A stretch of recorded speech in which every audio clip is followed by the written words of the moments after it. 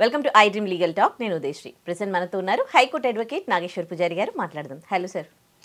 చాలా మంది అప్పులు చేస్తూ ఉంటారు, కానీ కొన్ని అనివార్య కారణాల వల్ల అప్పులు కట్టకపోలేని పరిస్థితుల్లో ఉంటే అప్పులోళ్ళు ఇంటి ముందుకు వచ్చి వాళ్ళు ఇబ్బంది పెడుతూ ఉంటారు. అప్పుడు వాళ్ళకి ఏమైనా ఆప్షన్స్ ఉన్నాయా? ఆప్షన్స్ అంటే ఇప్పుడు ఏముంటుంది, మన జీవితంలో మనం రకరకాల పనుల మీద బిజినెస్ కోసం కావచ్చు, చదువు కోసం కావచ్చు, లేదా పెళ్లి గురించి, ఆరోగ్యం గురించి రకరకాలుగా మనకు తెలిసిన వ్యక్తుల దగ్గర నుంచి అప్పులు తీసుకుంటూ ఉంటాం.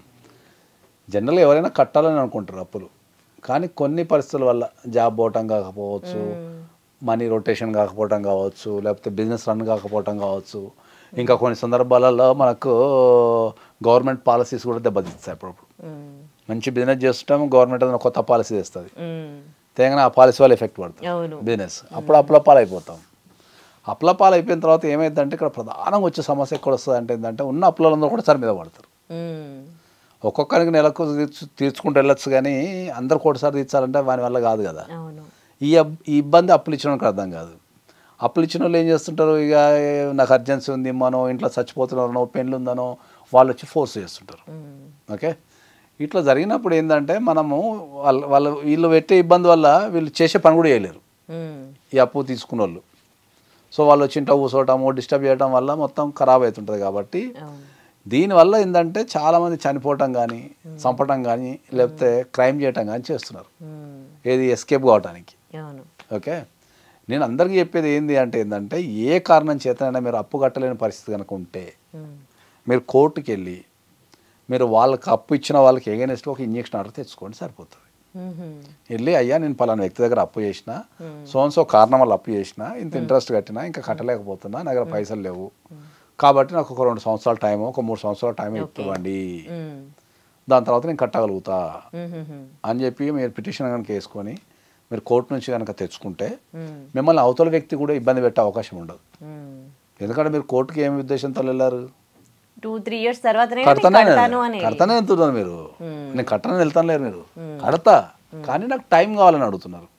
ఓకే, కాబట్టి మీరు కంపల్సరీ అట్లా అడిగితే మీకు కోర్టు నుంచి ఆర్డర్ వచ్చే అవకాశం ఉంటుంది. కాబట్టి అది మీ అప్పుల వాళ్ళకి చూపించాయ్యా నువ్వు మాట వింటాను లేదు, మరి నేను కోర్టుకి వెళ్ళినా నాకు ఒక 2-3 years టైం అడిగినా, ఒక 1 year టైం అడిగినా, 2 years టైం అడిగినా, కాబట్టి నువ్వు కోఆపరేట్ చేస్తే నేను అది తీర్చగలుగుతా అని చెప్పి మీరు మాట్లాడుకుంటే సరిపోతుంది.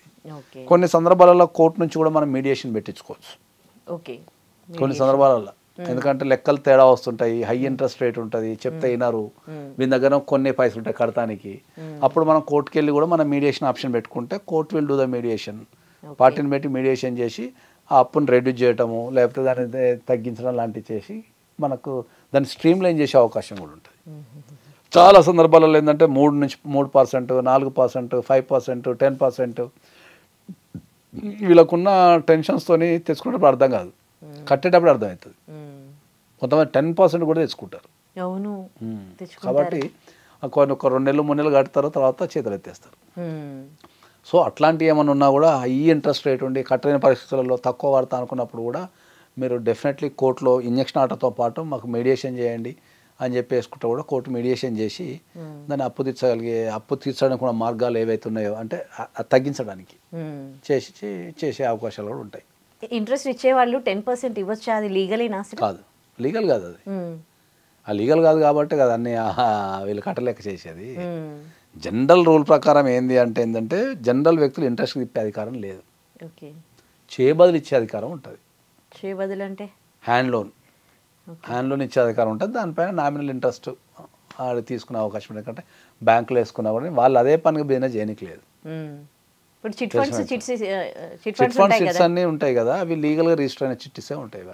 అవి కంపల్సరీ రిజిస్టర్ ఆఫ్ చిట్ దగ్గర కంపల్సరీ చేస్తారు, రిజిస్ట్రేషన్ చేస్తారు. అవి లీగల్గా చిట్ ఫండ్ బిజినెస్ 2 ఉంటాయి.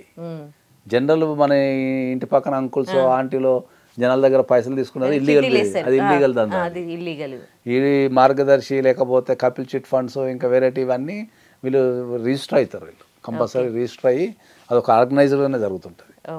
మీరు చిట్టి వేసేటప్పుడు కూడా అది రిజిస్టర్డ్ చిట్టా అన్రిజిస్టర్డ్ చిట్టా అనేది మీరు కనుక్కున్న తర్వాతనే వేయాలి. మీ ప్రతి చిట్టికి ఒక నెంబర్ ఇస్తారు, ఆ నెంబర్ని మీరు వెరిఫికేషన్ చేసుకోవాలి. అది వెరిఫికేషన్ చేసుకుని అది రిజిస్టర్డ్ చిట్టి అనుకో మీరు బాధ్యతతో చిట్టి కట్టచ్చు. ఎందుకంటే వాళ్ళు ఏమైనా చేసినా మీకు గవర్నమెంట్ పైసలు ఇచ్చే అవకాశం ఉంటుంది. అట్లా.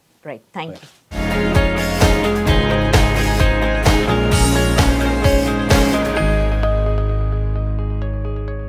And for more videos, please subscribe to iDream. Please subscribe to iDream. Please subscribe iDream. And please subscribe to iDream.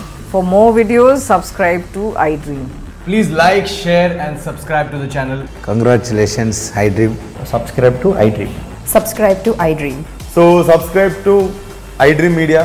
iDream ki iDream team andarki huge congratulations. Please subscribe iDream Media. Please subscribe to iDream. Subscribe iDream. Please subscribe to iDream. iDream అంటే నా కళల channel subscribe చేసుకున్నారు, నోరు తిరుగుతలేదు, మీరైతే గంట గుర్తు కొట్టండి. For more such videos, please subscribe to iDream. Subscribe to iDream. Please subscribe to iDream. Please subscribe iDream Media. Please do subscribe to iDream. Please subscribe to iDream Media. For best entertainment and information, please subscribe iDream. And don't forget to subscribe to iDream.